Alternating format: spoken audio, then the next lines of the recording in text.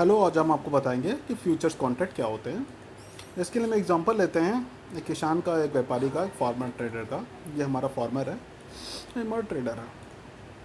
तो सपोज़ एक राइस की बात करते हैं। राइस का जो करंटली प्राइस 40 रुपये पर केजी चल रहा है, और फार्मर को थोड़ी चिंता है कि जब उसकी फसल तैयार होगी तो पता नहीं प्राइस क्या होगा।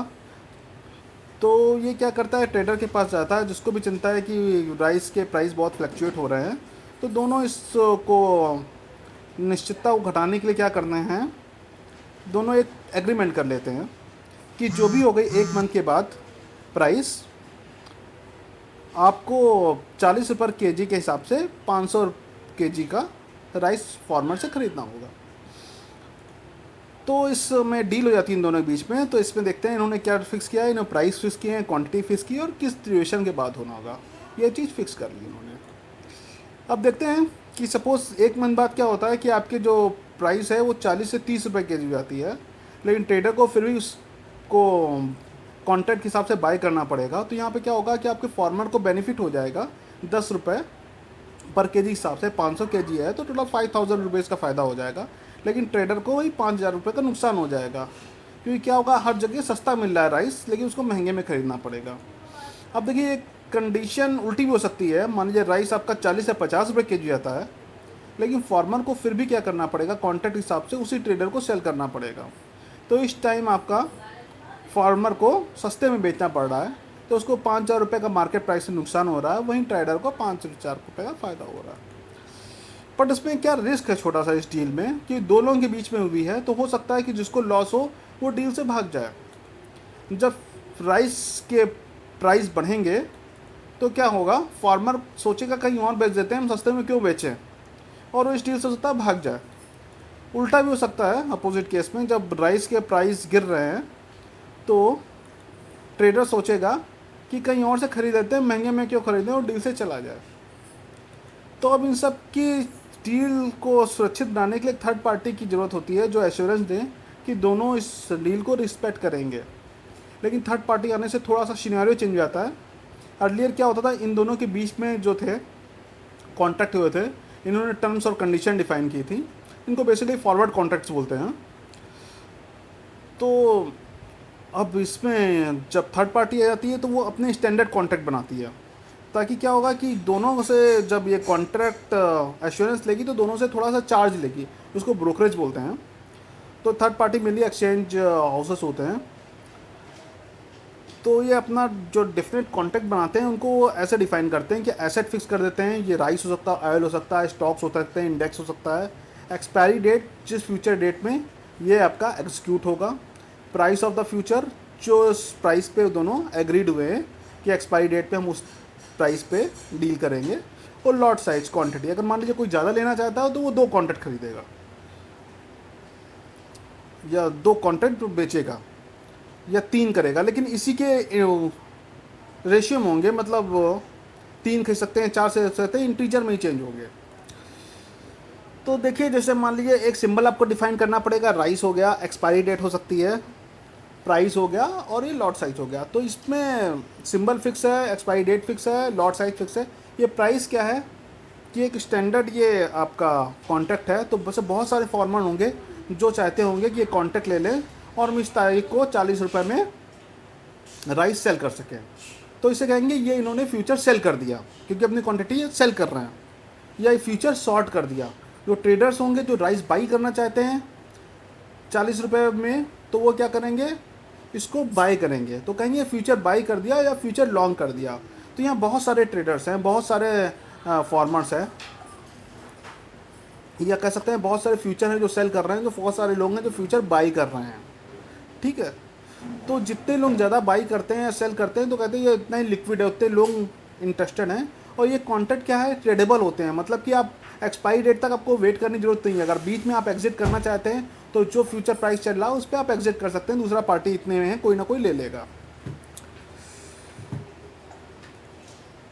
तो अब ये आता है कि डिफ़ॉल्ट करने वाली जो कंडीशन थी, कोई एक बंदा भाग जाए तो उसको ये थर्ड पार्टी वाले कैसे वो करते हैं, इसके लिए थोड़ी सी मैकेनिज्म लगाते हैं।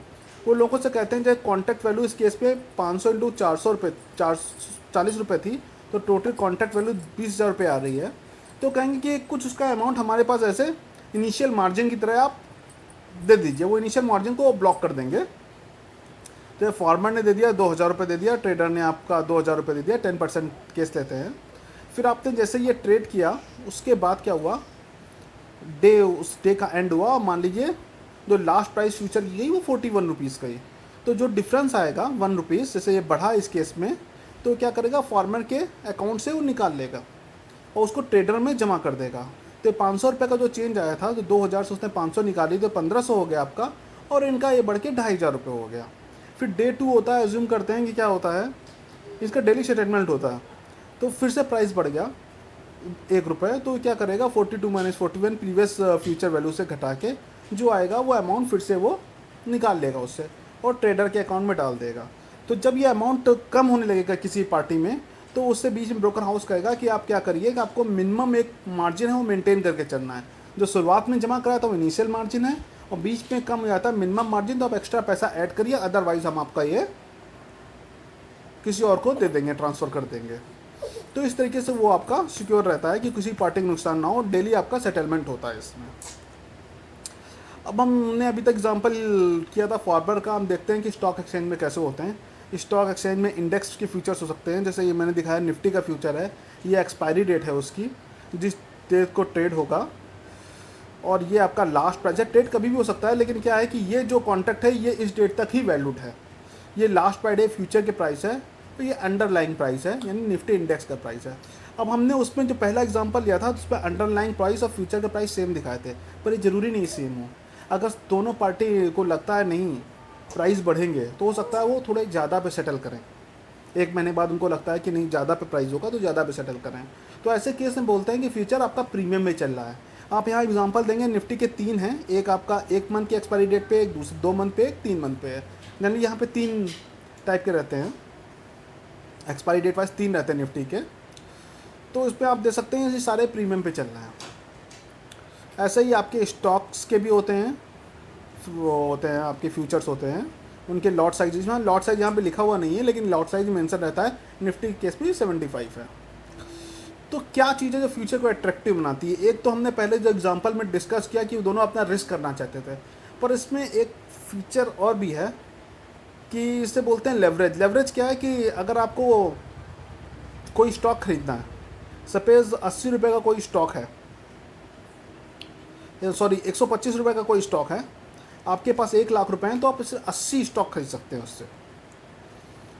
लेकिन आपने लेवरेज ले लिया, जैसे आपने उसमें क्या था कि कुछ कम अमाउंट ही जमा करना था, ठीक है, तो मानिए 10 टाइम्स लेवरेज ले लिया, तो आप क्या कर सकते हैं उसी 1 लाख रुपए में, ठीक है, जो 125 का था, कोई 10 टाइम्स लेवरेज ले लिया तो 12.5 का पड़ेगा, तो आप उसी अमाउंट में 800 स्टॉक खरीद सकते हैं। तो अगर आपका मान लीजिए स्टॉक आपका जो रुपीज़ है 1.25 से 1.3 इंक्रीज़ कर गया, तो अगर आपने सीधे स्टॉक खरीदा होता तो आपको सिर्फ 40 रुपये का फ़ायदा होता। 0.05 इंटू 800, 40 रुपये का फ़ायदा होता। लेकिन अगर आपने लेवरेज कंडीशन में लिया हुआ है, यानी 10 टाइम ज़्यादा लिया हुआ है, तो आपको 10 टाइम ज़्यादा प्रॉफिट होगा। तो ये क्या चीज़ होती है? ये चीज़ आपको जो इसमें लोग गेस कर रहे हैं कि नहीं प्राइस बढ़ेगा, तो वो भी इंटर कर जाते हैं और उससे प्रॉफिट होता है। तो स्टॉक के केस में इसे बहुत ज़्यादा प्रॉफिट होता है। मैं आपको बहुत इंटरेस्टिंग केस दिखा रहा हूँ। इसमें क्या किया मैंने, निफ्टी का एग्जांपल लिया है, 3 साल का लिया हुआ है। अगर आपने निफ्टी में एक्सचेंज ट्रेडेड के थ्रू किया होता, एक्सचेंज ट्रेडेड म्यूचुअल फंड्स होते हैं उनके थ्रू खरीदा होता, और उस पर इन्वेस्टेड रहते आप शुरुआत पे 1 लाख रुपए, तो उसका जो रिटर्न होता 3 साल बाद वो आपका कुछ 1.5 और 1 के बीच में ही है, 1.5 के करीब आप देख सकते हैं ग्राफ। लेकिन फ्यूचर में आपका 5 टाइम्स हो गया, क्योंकि इसमें क्या है, जो आपको लेवरेज मिलता है वो आपका 5 टाइम्स से करीब मिलता है। जल्दी 20% अमाउंट स्टॉक ब्रोकरेज वाले आपसे उसमें डाल देते हैं। ये डिपेंड करता है आपका कौन है, ICICI है कि ज़ीरोधा है, जो है सबके अपने जो मार्जिन रिक्वायरमेंट है डिफरेंट है, लेकिन जनरली ये 20% या 10% के करीब में आती है। तो आप ये देखेंगे कि आपका जो रिटर्न है वो 5 टाइम्स से करीब हो गया 3 साल में। तो आप जितने भी देखते हैं, आपने सुना होगा कि ये बंदा इसने स्टॉक मार्केट में बहुत पैसा कमाया, और तो ये सब जनरली स्टॉक्स पे नहीं डील करते हैं। म्यूचुअल फंड्स पे इतना पैसा नहीं अचानक बना सकता। म्यूचुअल फंड्स पे आपका जो ये है रिटर्न है वो आप FD से कंपेयर कर सकते हैं, लेकिन फ्यूचर्स और ऑप्शंस जो है, ऑप्शन एक दूसरा डेरिवेटिव हम आप भी बताएंगे, इनमें रिटर्न्स बहुत ज़्यादा बढ़ जाते हैं। तो जो रातों रात लोग अमीर बने होते हैं वो अक्सर इन्हीं इंस्ट्रूमेंट से बने होते हैं। अगर उनके पास कोई सॉलिड नॉलेज है कि नहीं ये स्टॉक तुम्हें बढ़ेगा बढ़ेगा, तो स्टॉक ना लेके आप क्या करिए, उसका फ्यूचर ले लीजिए। क्योंकि फ्यूचर में क्या है, आपको लेवरेज मिलेगी, आप कम अमाउंट में ज़्यादा पैसा लगा सकते हो, मतलब कम मनी में ज़्यादा स्टॉक खरीद सकते हो, तो आपको प्रॉफिट बहुत बड़ा बढ़ जाता है। तो यही है, आप इस इंस्ट्रूमेंट की नॉलेज रख के अगर आपका प्रेडिक्शन सही है तो आप बहुत पैसे बना सकते हैं। सो ये था मेरा वीडियो। अब मैं होप करता हूँ आपने इसे लाइक किया होगा। अगर आपको पसंद आया तो मेरा चैनल सब्सक्राइब करिए, और नेक्स्ट वीडियो जिस पे हम ऑप्शन के बारे में डिस्कस करेंगे उसके बारे में वेट करिए। Thank you.